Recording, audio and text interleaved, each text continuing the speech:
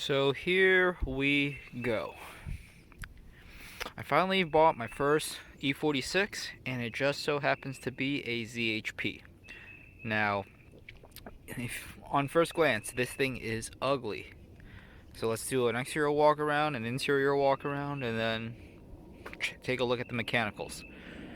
223,000 miles and it shows. I spent the last 4 years in Philadelphia and it also shows, because I don't think any of the horizontal surfaces have any clear coat on it. It's been a city car.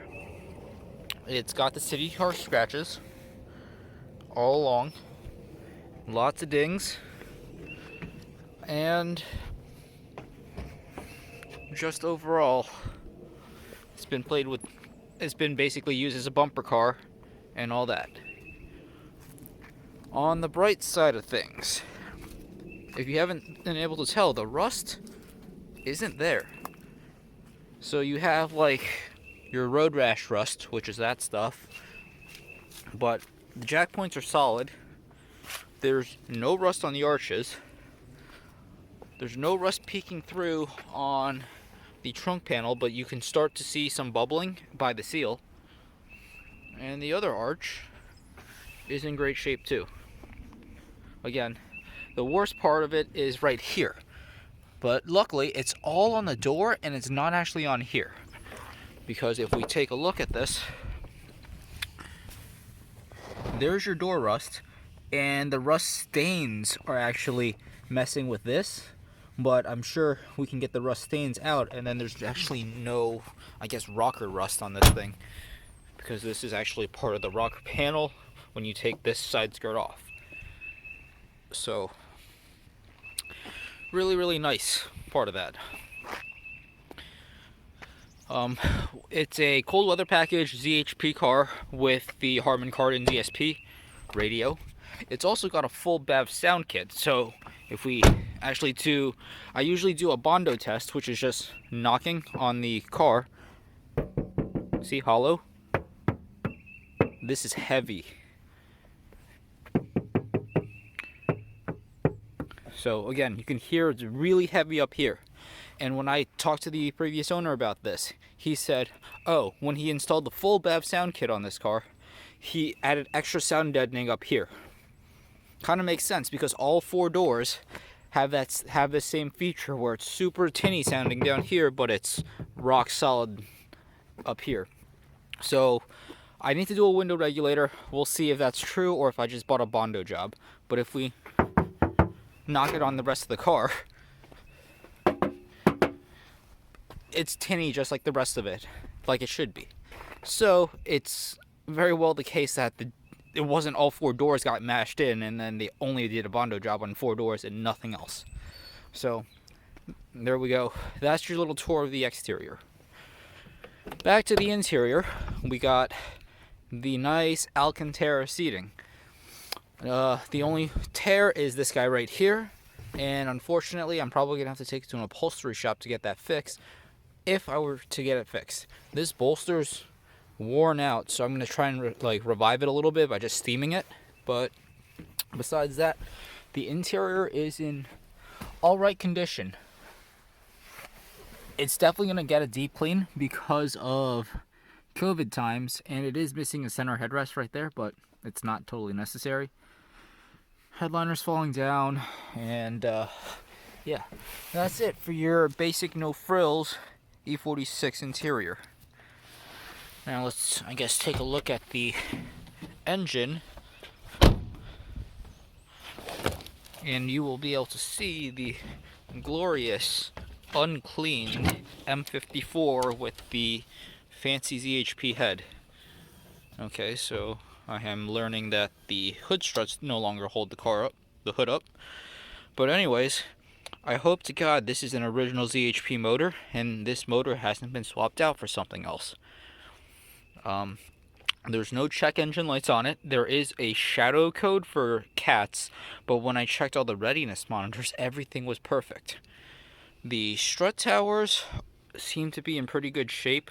That one's a little bit deformed, but they don't look completely mushroomed out like some of the ones I've actually test driven and looked at. And I mean, the radiator core, everything looks original. Here's your hood and all that stuff. So, I mean, like, if you look at this, it is rusty. It does need some care, but the hood unlatches just fine, and there's really doesn't seem like there's any issues with it.